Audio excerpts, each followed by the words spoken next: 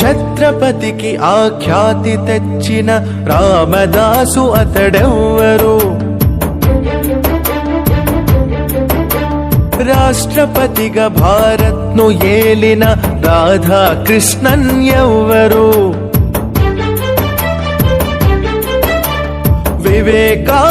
వివేకానందునందించిన ఆ పరమహంస అతడెవ్వరు?